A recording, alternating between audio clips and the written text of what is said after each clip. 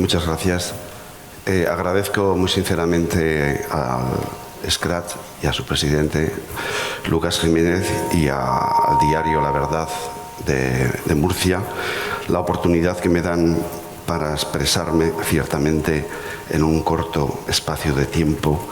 Me voy a haber pagado aquí unos papeles, pero los papeles se van a olvidar. Bien, me ciño al título de la mesa: la planificación y el desafío de los recursos. Desafío por causas naturales, es decir, sequía prolongada, o desafío por causas humanas, esto es, por escasez coyuntural, por decisiones que se adoptan en la gestión. Por ejemplo, estoy pensando ya directamente en el tema de cómo se cuantifican los caudales ecológicos, que constituyen una restricción general de los sistemas de explotación. Entonces, desde el punto de vista jurídico, es muy relevante esta distinción.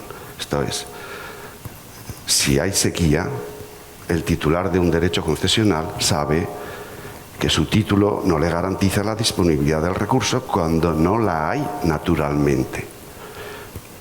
Pero cuando la escasez deriva de una decisión de la autoridad administrativa del agua, por ejemplo, porque se priman los abastecimientos urbanos, o por ejemplo, previamente o a continuación de los abastecimientos humanos, se decide que el volumen de caudales ecológicos sea uno determinado, y eso arrastra que no se puedan atender el resto de las demandas, ahí entramos en un terreno que puede incluso comprometer la responsabilidad patrimonial de la Administración, o que los beneficiarios de esa reasignación de los caudales paguen a los que se quedan sin atender sus previsiones. Fíjense si es, por tanto, importante o relevante cómo se construyen los aspectos jurídicos de la regulación del agua.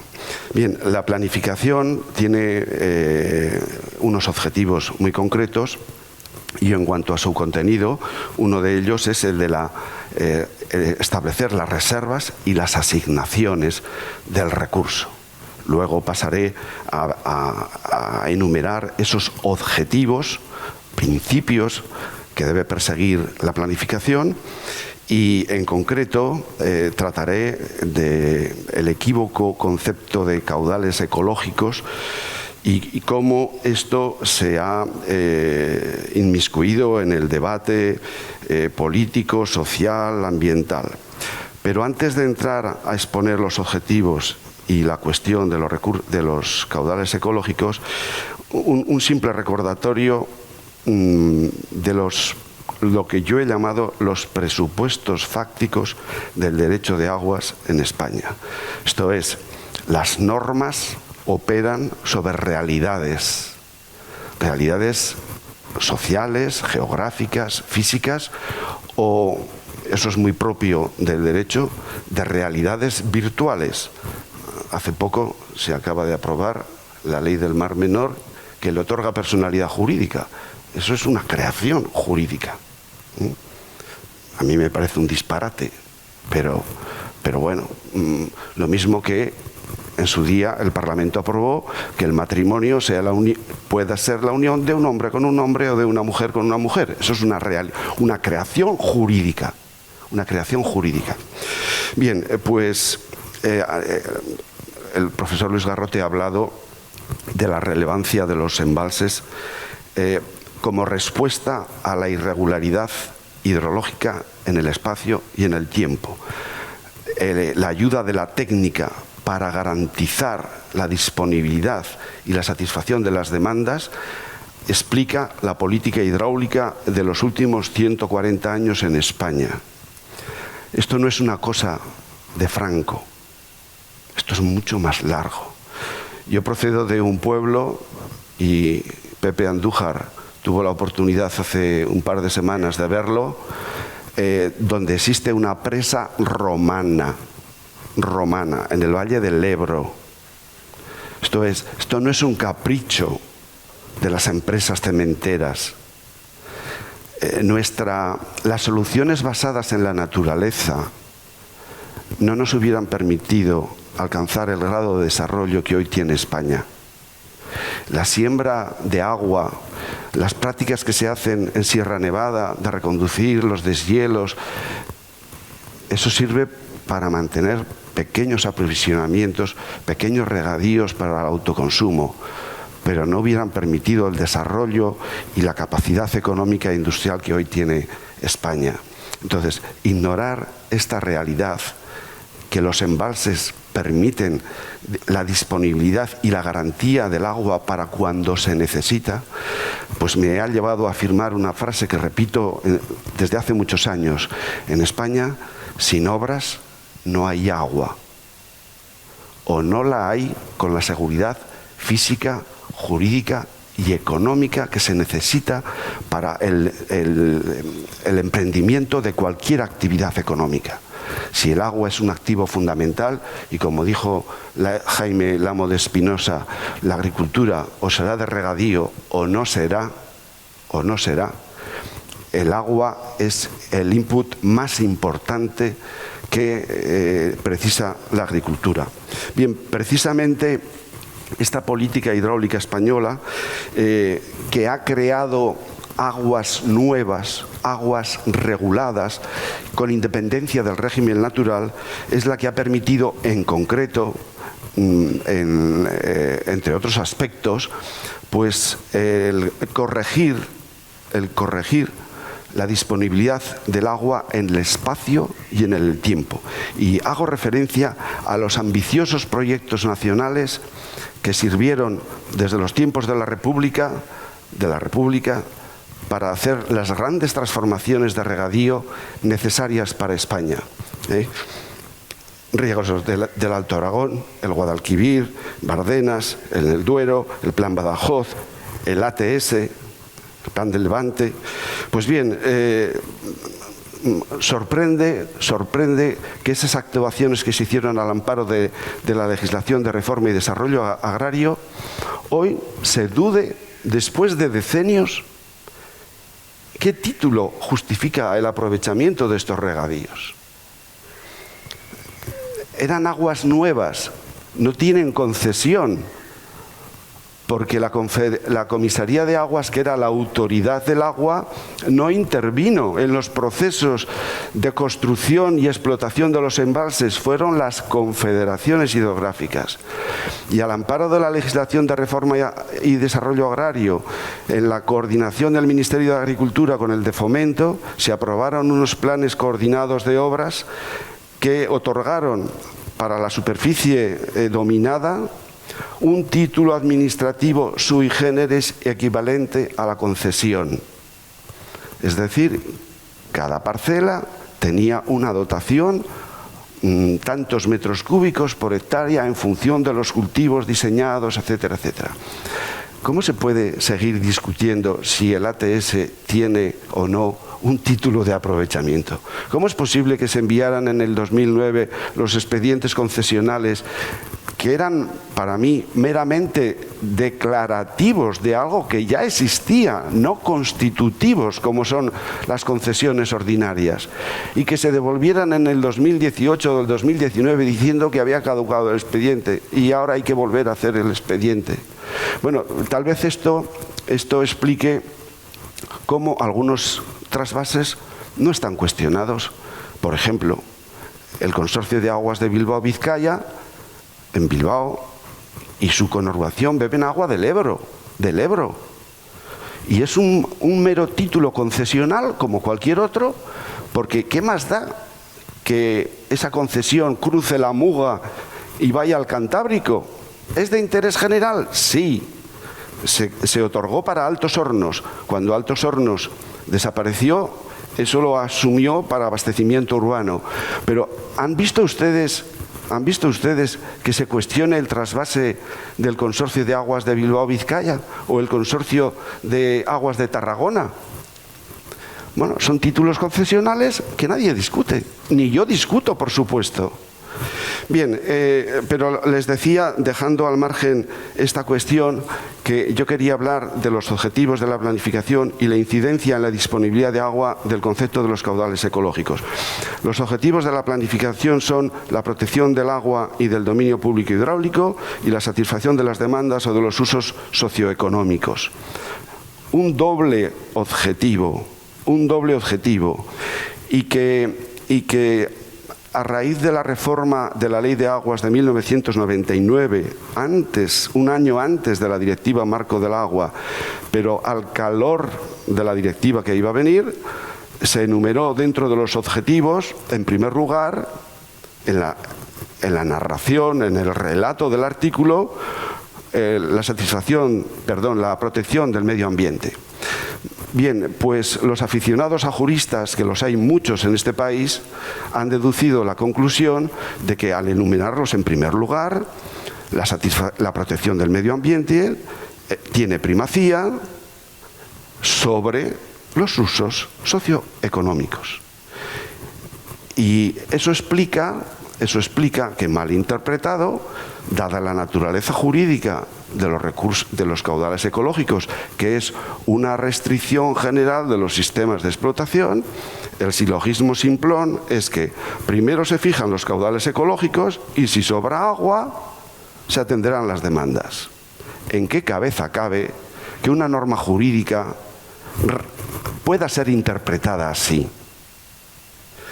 Lo habitual para quienes interpretamos las normas es una interpretación sistemática. Es decir, los caudales es una herramienta para garantizar la protección del medio ambiente y la satisfacción de las demandas, pero en el mismo nivel de primacía las dos. Y esto es lo que no se ha entendido. Y no se ha entendido porque se ha partido de una interpretación sesgada de la Directiva Marco del Agua, donde se hace residir la obligación de establecer caudales ecológicos. Y eso es una falsedad monumental. Monumental. En la Directiva Marco del Agua no se habla de caudales ecológicos. Cualquier jurista que conozca la figura de las directivas marco, que todas ellas en sus 2 o 3 primeros artículos recogen un aparato de definiciones, pues bien, en la Directiva Marco del Agua, en el artículo 2, no se habla en las 41 definiciones que recoge de caudales ecológicos. Sí que se habla de caudal en los anexos, pero como un elemento descriptivo de las características de las masas de agua, en concreto de los ríos. Sirve para describir. Es decir, por ejemplo, aquí en España hay ríos permanentes, hay ríos temporales, o, como ocurre en el Mediterráneo, ramblas secas por las que no pasa agua, salvo cuando hay fenómenos de gota fría. Entonces, el comportamiento de los ríos españoles no puede ser el comportamiento de los ríos nórdicos. Es decir, ambos países tienen que conseguir el buen estado del agua, pero el comportamiento y los medios y los instrumentos son radicalmente distintos. Bien, digo esto porque como la Directiva Marco del Agua persigue el objetivo del buen estado de las aguas, y aquí desde España, sobre todo de las corrientes ambientalistas, se identifica el buen estado con que haya agua, por tanto, se hace el silogismo que tiene que haber necesariamente caudales ecológicos para que haya buen estado.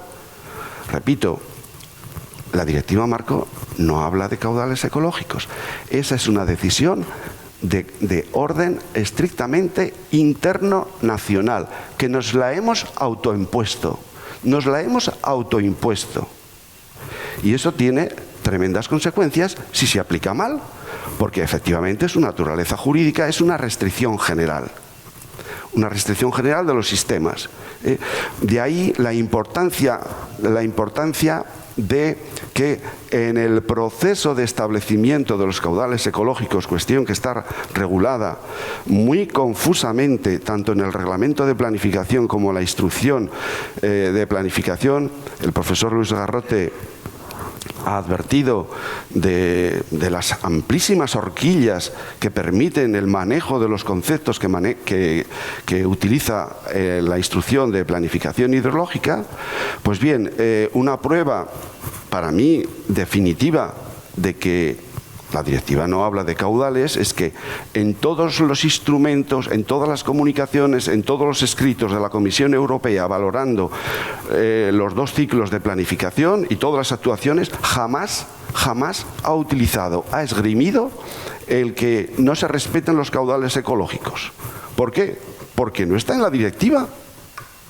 Eso es un debate interno, y es verdad que el Tribunal Supremo anuló artículos del plan hidrológico del Tajo porque no se fijaban caudales ecológicos con todos sus elementos. Entre paréntesis, habría que decirle al Tribunal Supremo que solo se pueden fijar caudales ecológicos con todos sus elementos en aquellos ríos que tengan regulación, porque en aquellos ríos que no tengan regulación, es decir, que no haya embalses, el río llevará el agua que la naturaleza mande, por mucho que se empeñe el Ministerio y por mucho que se empeñe el Tribunal Supremo. Entonces, esa falta de matices del Tribunal Supremo, que por cierto no ha dicho que haya que elevar los caudales ecológicos del Tajo, ha dicho que hay que fijar. Bueno, por tanto, un minuto. Por tanto, vean la importancia de que en ese proceso de establecimiento, antes, por ejemplo, de que en este momento el Consejo de Ministros dentro de un mes o 2 meses apruebe los planes del tercer ciclo, antes, en un momento procedimental que ya hemos pasado lamentablemente, debe procederse a un proceso de concertación. Es decir, a la vista de los derechos inscritos es cuando se puede armonizar las disponibilidades y fijar caudales ecológicos que constituyen para mí una extraordinaria decisión política, es decir, ciertamente que tiene una base técnica, pero la amplitud del margen decisional hace que en nuestro país la decisión de establecer un determinado caudal sea, en el más noble sentido de la palabra, una decisión política, no técnica, como si fuera una demanda, como ahora en Mar Menor, que los ríos están reclamando sus derechos. Claro que yo soy el primer defensor del medio ambiente y de los ecosistemas. Bien, fíjense que ligado al regadío, y termino ya, Paco, está toda la cuestión que respecto de esas disponibilidades se hace alarde en las presentaciones que se han hecho de los planes del tercer ciclo, que se reducen las tasas de aprovechamiento, pues las tasas no, el volumen de aprovechamiento de agua, fundamentalmente para el regadío, del orden de 1.000 o de 1.500 hectómetros cúbicos. Claro, insisto, dice, eso es para ajustarnos, dice la estrategia, eso es para ajustarnos a la realidad natural o a la realidad que usted ha decidido. Porque, repito, si hay modificaciones de los derechos inscritos en el registro como consecuencia de la modificación del plan hidrológico, artículo 65 del texto, responsabilidad y derecho de indemnización a los titulares del aprovechamiento. Bien. Perdón. Muy bien. Seguiría hablando más, claro, pero...